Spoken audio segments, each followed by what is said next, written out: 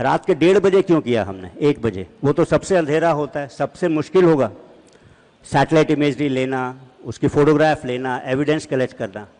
फिर भी हमने रात के 1 या 1:30 बजे किया। हम लोग सिविलियन कैजुअलिटीज़ जो है अवॉइड करना चाहते थे। सबसे बेहतर समय होता 5:30-6 बजे का टाइम, जबकि उजाला होना शुरू हो जाता है।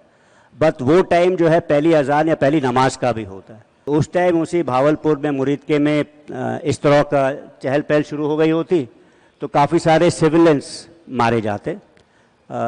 हो सकता है वो टेररिज्म के साथ उनका कनेक्शन हो ना हो, तो हम लोग वो चीज़ अवॉइड करना चाहते थे। 7 तारीख का समय मौसम के लिहाज से भी ठीक था, क्योंकि वही एक विंडो थी जहाँ 3-4 दिन मौसम साफ था और बारिश नहीं थी। अगर बारिश वगैरह होती तो फिर हमें थोड़ी इमेजरी लेने में प्रॉब्लम होती।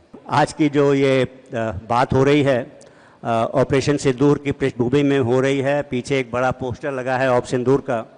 अगर इसके बारे में मैं नहीं कहूँगा तो आप लोग बोलेंगे कि सीडीएस साहब आए और कोई और बात करके चले गए। और सिंस बच्चे हैं यहाँ पे छोटे, तो मैंने 2-4 छोटी छोटी चीज़ें निकाली हैं जो मैं आपसे चर्चा करूँगा या इम्पोर्टेंस उस चीज़ की बात करना चाहूँगा। पहली चीज़ है, बाकी सब आपने पढ़ा हुआ होगा, काफ़ी विश्लेषण हो चुका है, अखबारों में है। हमने जो है 7 तारीख को जो टेररिस्ट टारगेट्स 9 चुने थे, उनको हमने रात के 1 बजे लेकर के 1:30 बजे के बीच में स्ट्राइक किया। आपको पता है इसके पहले बालाकोट के ऑपरेशन हुए थे, और बालाकोट के ऑपरेशन हम कहते रह गए कि ये हमने मारे हैं, सक्सेसफुल हैं, लेकिन एविडेंस या इस तरह की सैटेलाइट इमेजरी या फोटोग्राफ नहीं थी। लेकिन अब जो हम कर रहे थे, रात के 1:30 बजे क्यों किया हमने, 1 बजे? वो तो सबसे अंधेरा होता है, सबसे मुश्किल होगा सैटेलाइट इमेजरी लेना, उसकी फ़ोटोग्राफ लेना, एविडेंस कलेक्ट करना। फिर भी हमने रात के 1 या 1:30 बजे किया। ऐसा क्यों था? ऐसा 2 कारणों से था। एक तो हमें अपनी क्षमताओं के, अपनी कैपेबिलिटीज़ के ऊपर भरोसा था कि रात में भी करेंगे तो रात में भी उसकी इमेजरी ले सकते हैं। और दूसरा इंपॉर्टेंट चीज़ ये थी कि हम लोग सिविलियन कैजुअलिटीज़ जो है अवॉइड करना चाहते थे। सबसे बेहतर समय होता 5:30-6 बजे का टाइम, जबकि उजाला होना शुरू हो जाता है। बट वो टाइम जो है पहली अजान या पहली नमाज का भी होता है। तो उस टाइम उसी भावलपुर में मुरीदके में इस तरह का चहल पहल शुरू हो गई होती तो काफ़ी सारे सिविलियंस मारे जाते। हो सकता है वो टेररिज्म के साथ उनका कनेक्शन हो ना हो, तो हम लोग वो चीज़ अवॉइड करना चाहते थे कम्प्लीटली। इसीलिए जो समय जो है हमने 1 से 1:30 बजे का चुना। 7 तारीख को ही क्यों चुना, वो खैर दैट वाज बेस्ड ऑन, हमने जो उनकी फ्लाइंग एक्टिविटी देख रहे थे 23 तारीख के बाद से, उन्हें ऐसा खतरा था शायद हम एयर से अटैक करेंगे। तो वो लोग कितने बजे वो लोग उड़ते थे, वापस अपने बेसेस में आ जाते थे, फिर दिन के टाइम में सुबह होने के पहले फिर से उड़ते थे। वो देख करके हमने सोचा कि 1 से 1:30 बजे का टाइम ठीक है। और 7 तारीख का समय, 7 तारीख का समय मौसम के लिहाज से भी ठीक था, क्योंकि वही एक विंडो थी जहाँ 3-4 दिन मौसम साफ था और बारिश नहीं थी। अगर बारिश वगैरह होती तो फिर हमें थोड़ी इमेजरी लेने में प्रॉब्लम होती। तो ये एक चीज़ मैं बताना चाहता हूँ। आपको ऐसा लगेगा, जो हमने नॉर्मली पढ़ा है कि आर्मी ने 7 टारगेट्स को एंगेज किया और एयरफोर्स ने 2 टारगेट्स को एंगेज किया। मेरे ख्याल से शायद काफ़ी कम लोग को पता है कि नेवी भी इन्वॉल्व थी इसमें। नेवी जो है उनके पास भी ऐसी क्षमताएं थी कि वो लंबी दूरी तक लॉयटर एमिनेशन से प्रहार कर सके। और S-400 और S-120 उनके पास ऐसे 2 हथियार थे उन्होंने जो लिए हुए थे, जिसका पता हम लोग को पता था IDS ने। तो फिर ये मैंने नेवी और एयरफोर्स को ऑफ़र किए, तो उन्होंने नेवी के मार्कोस, नेवी के जवान जो कमांडो हैं वो JNK और पंजाब में डिप्लॉय हुए, तो ये चीज़ भी इस्तेमाल की गई।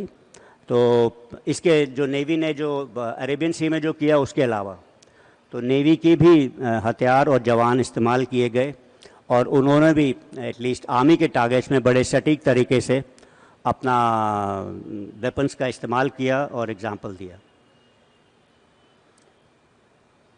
तीसरी चीज़ जो है मैं ये बताना चाहता था कि जब उड़ी का हमला हुआ था तो हम लोग ज़मीनी रास्ते से गए थे, और जब बालाकोट का हुआ था तो एयरफोर्स के लार्ज स्ट्राइक पैकेज करीब 50 हवाई जहाज डिसेप्शन के लिए 50 का स्ट्राइक पैकेज गया था। अगर हम यही चीज़ करते दोबारा तो फिर सक्सेस उतनी नहीं मिलती, क्योंकि किसी भी मिलिट्री ऑपरेशंस में नवीनता लानी ज़रूरत है, मतलब सरप्राइज़ होना बहुत ज़रूरी है। अगर ये नहीं होगा, और ये कठिन भी है, हर एक रणनीति जो है नई होनी चाहिए हर एक बार आपकी। तो इस बार हम लोग ने सोचा था कि लॉयटर एम्युनिशन और ड्रोन्स का इस्तेमाल ज़्यादा किया जाएगा। ये क्षमता जो है हमने आखिर एक्वायर करनी शुरू की थी अज़रबैजान और आर्मेनिया की लड़ाई के बाद में। तो इसका इस्तेमाल किया, क्योंकि ये एयर तो इस्तेमाल करता है बट लोअर एयर स्पेस है, काफ़ी नीचे चलता है और काफ़ी 30-40 किलोमीटर तक सटीक निशाने लगा सकते हैं ये वाले हथियार। और हमें पता था कि पाकिस्तान के पास इस तरह की क्षमता नहीं है जो इस तरह को जैम कर पाएँ या उसको डाउन कर पाएँ, तो हम लोग ने बाकी प्लानिंग के साथ में इनका इस्तेमाल किया। एक ही चीज़ है कि हमेशा हम लोग कोई जब टारगेट का एनालिसिस करते हैं, या पॉलिटिकल एम पूरा होना चाहिए मिलिट्री एप्लीकेशन ऑफ फोर्स से भी, मतलब आफ्टर ऑल हम लोग मिलिट्री का फोर्स क्यों इस्तेमाल कर रहे हैं, एक पॉलिटिकल ऑब्जेक्टिव के कारण। तो पॉलिटिकल ऑब्जेक्टिव सुप्रीम होता है, तो ये लॉयटर एम्युनिशन वगैरह करने से भी क्या हमारे पॉलिटिकल ऑब्जेक्टिव्स पूरे हो रहे थे। तो एक प्रकार से एक छोटी सी वो रह रही थी कि भावलपुर का जो टारगेट था वो 120 किलोमीटर दूर था, और लॉयटर एम्युनिशन या इस तरह के उससे करने से कर तो सकते थे, हमारे पास क्षमता थी, बट गारंटी नहीं थी, और वो एम्युनिशन को पहुंचने में 1-1.5 घंटा 20-30 मिनट लगते। तो फिर हम लोगों ने जो है एयरफोर्स को इस्तेमाल करने का ठाना दोबारा इन दो टारगेट्स के लिए, और एयरफोर्स ने सही टारगेट्स वगैरह इस्तेमाल करके काम किया। आखिरी चीज़ ये बताना चाहूँगा कि ये प्रिसिशन स्ट्राइक्स जो हमने की इतनी लंबी दूरी में 100-150 कभी 30 किलोमीटर में, इतनी छोटे से इलाके में घर के ऊपर इस चीज़ को गिरा देना, मतलब इट्स कभी कभी लगता है कि ये एकदम नामुमकिन काइंड की चीज़ है। रात के अंधेरे में आप यहाँ से कोई चीज़ कर रहे हो जो 30 किलोमीटर दूर जाएगी और इस बंच के ऊपर यहीं पे गिरेगी बिल्डिंग के सेंटर में, जो कि जितने भी JNK के अंदर टारगेट्स थे जो आर्मी ने एंगेज किए, जैसे इनके एयरफोर्स के भी टारगेट, सभी जगह जो है सटीक निशान लगा। तो ये कैसे होता है, इसके पीछे बड़ी कड़ी मेहनत है। तो मतलब ये ज्योग्राफी है, इसमें बड़ी सारी जो स्पेशल स्टडीज़ हैं, इसमें जो है कितनी एलिवेशन है टारगेट का, कितनी ऊंचाई है, कितनी दूरी है, कितना एंगल है, कहाँ से जाएगा, एक पूरी साइंस है मेंसुरेशन कैलकुलेशन की, काफ़ी कैलकुलेशन होती है, रिकॉग्निशंस होती है। उसके बाद जब आप ये कर पाते हो तब इस तरह की एक्यूरेसी आपको मिलती है। तो ये ऐसा नहीं है कि आपने यहाँ से बटन दबाया तो मिसाइल गई और वहाँ गिर गया, ना, ऐसा नहीं है। तो काफ़ी मेहनत लगती है और ये आसान नहीं है।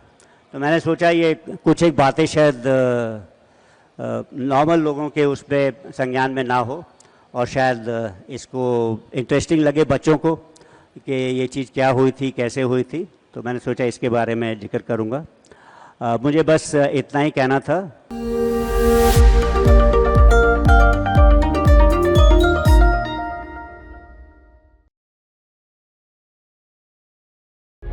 प्रभातखबर.com, विश्वास वही, रफ्तार नहीं।